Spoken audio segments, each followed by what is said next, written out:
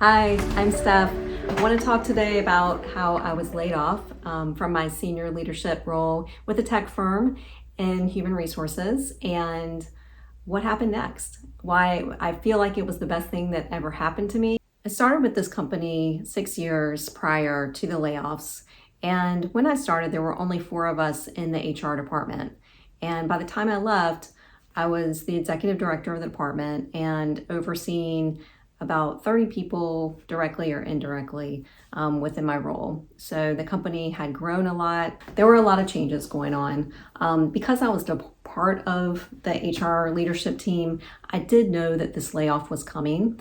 And I had, because of my background in organizational development and organizational design, I was aware that due to a lot of factors in terms of the level position I was in, some of the duplication of roles within our department, that I may be one of the ones that would be laid off.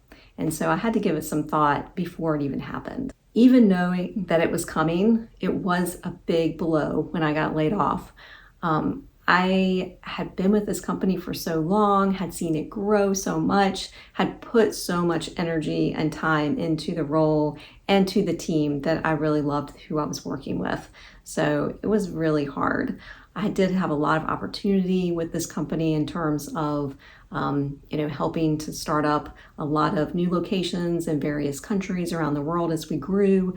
We went through an IPO together, and it was very rewarding in a lot of ways.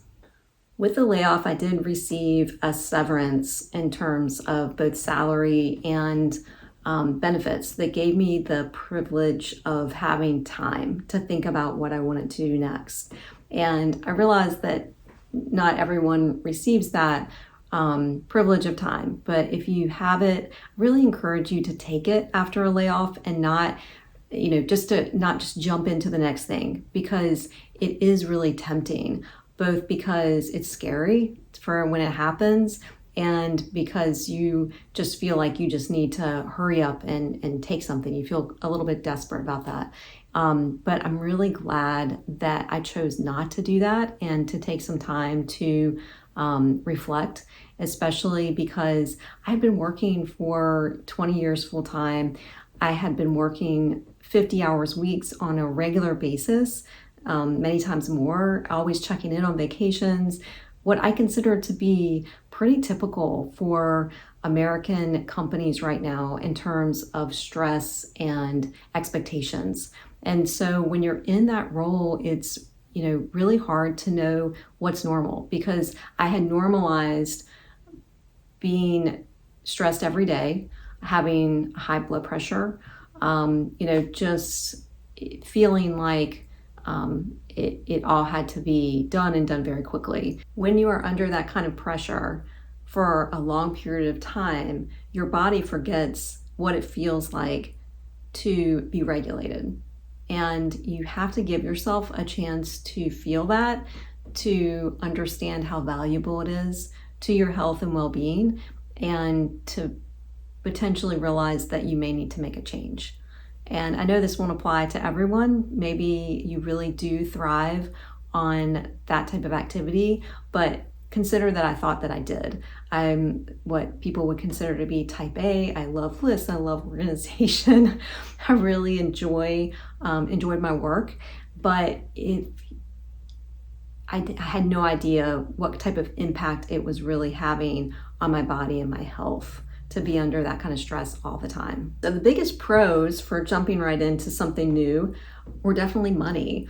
Financially, when you're in your highest earning years, it becomes very tempting to just continue on with what you're doing if you are making money that you've worked hard to work up to throughout your career. So I think that that's the hardest thing to step away from, is the higher salary. If you consider making a change and that change is something that may come with a better work-life balance for you, but also a lower salary. The biggest cons were the stress, the impact on my health, and also just lack of time to do anything else outside of work.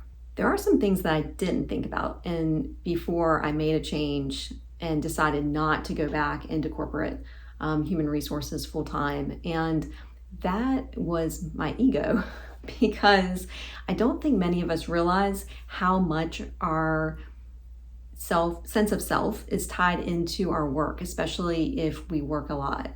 So please consider, what that means to you, and not just the way you see yourself, but the way that others will see you, and whether that's something that's going to bother you, and whether you need to work through that or do something about it when you decide to make a change. I have to admit that I hadn't considered that before I made the change. It hasn't impacted. I'm not sorry that I did it, but it's definitely in terms of the way we view success, especially in the United States, has that high-powered, high-salary job with it. And when you step away from that, you are stepping away from that perception of success. And then you have to decide how you value success and how you measure success in your own life. The best rewards I've had from stepping back and doing something different, for me, that looks like I'm working part-time consulting, deciding to share information with people here on YouTube from all of my years in human resources, and also doing a lot of volunteer work that I wasn't able to do before in the outdoor industry, where I don't have experience, but I'm able to take that human resources experience that I do have and apply that to some of those organizations that I can do pro bono work for that can't afford that themselves. What that looks like for you, what it is you want to do for your time with your time, it's all different. And so you need to figure out what works for you. The other thing that I found I had more time for was friendships, which is fantastic. We can't always keep saying we're going to put off spending more time with our friends until retirement, because time just flies by. And also your hobbies. For me, that was backpacking. I love being outdoors. I really enjoy backpacking, but my time was so limited in terms of the vacation time that I had that I wasn't able to make that a reality more than once a year. And now I have the flexibility to do those things in my free time that I really want to do. So if you've gotten laid off, I'd love to hear from you. Like to see how other people are managing, what your challenges have been, what you might want to hear from in terms of my perspective from being in human resources. And I really appreciate you listening. I'm looking forward to making this space a very positive one. I really want to talk about hustle culture, how that has come about in terms of driving corporate America, and why we've all normalized it, what we might be able to do about it, and how you can find better work balance in your own life, whatever that looks like for you. So I hope that you'll subscribe, and I look forward to talking to you more.